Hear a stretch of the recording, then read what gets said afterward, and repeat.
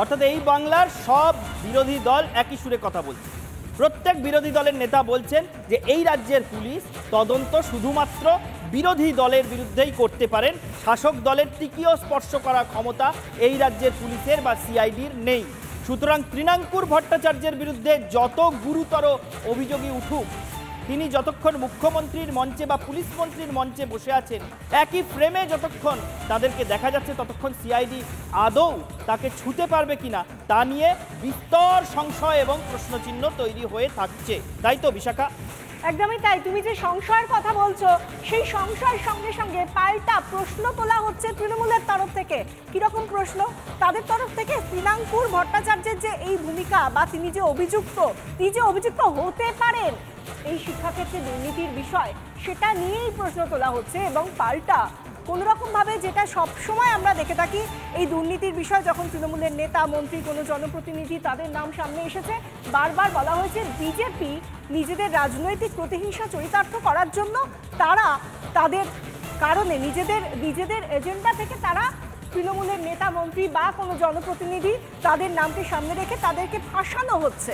এবারও কিন্তু তৃণাঙ্কুরের নাম সামনে আসার পর এবারও তৃণমূলের তরফ থেকে সেই একই লাইনে হাঁটা হচ্ছে।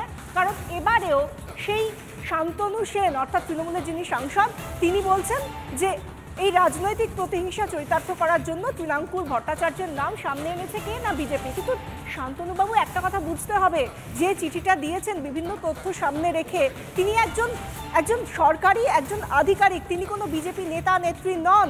এবং সেই চিঠিতে যা তথ্য আছে সেই তথ্যগুলোকে সামনে এনেছে খোদ রাজ্য পুলিশের গোয়েন্দা দপ্তর সিআইডি, তাও আবার আদালতে। কিন্তু এসব কিছু ভুলে গিয়ে কি বলছেন তৃণমূল সাংসদ শান্তনু সেন, শুনুন। যেহেতু লোকসভা নির্বাচন এগিয়ে আসছে, বাংলাকে রাজনৈতিকভাবে জয় করা যাচ্ছে না, সমস্ত জায়গায় ভরাডুবি হচ্ছে, তাই আগামী দিনেও বাংলায় শোচনীয় পরাজয় অবশ্যম্ভাবী বুঝতে পেরে পরিকল্পিতভাবে ইডি সিবিআইকে কাজে লাগিয়ে এবং তৃণমূল কংগ্রেসের বিভিন্ন নেতৃত্ব এবং পদাধিকারীকে সামাজিকভাবে সম্মানহানি করো, কালিমালিপ্ত করো, এটাই বিজেপির এজেন্ডা। খুব অদ্ভুত লাগে যখন আমরা শাসক দলের নেতা মন্ত্রী সাংসদদের কথা শুনি এবং তাদের তরফ থেকে আজব যুক্তি শোনা যায় সাফাইয়ের ভাষায়, এবং সেখান থেকে তারা কি বাস্তব চিত্রটা দেখেন না, যে কত দিন ধরে, হাজার দিন ধরে মানুষ যারা বঞ্চিত চাকরি প্রার্থী তারা কিভাবে রাস্তায় বসে থাকেন, তারপরেও দুর্নীতিতে অভিযুক্ত যাদেরকে বিচারক দেখতে পান, আদালত দেখতে পান, তাদেরকে দেখতে পায় না শাসক দল। এটা কেমন বিচার ঈশান? বিশাখা, তুমি যেমনটা বলছিলে যে খুব অদ্ভুত লাগে, খুব আজব লাগে এইসব যুক্তি শুনতে, একেবারেই তাই। এই শান্তনু সেনরা সেই বস্তা পচা কথাই সারা বছর ধরে ঘুরিয়ে ফিরিয়ে বলতে থাকেন।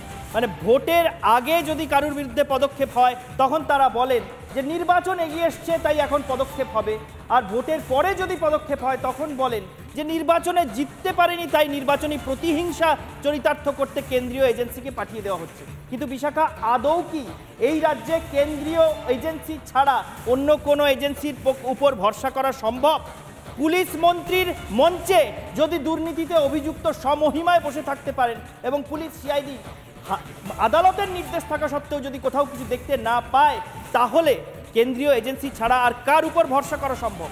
এই প্রশ্ন রেখে আজকে আমরা বাংলার প্রাইম টাইম শেষ করছি। দেখতে থাকুন রিপাবলিক বাংলা।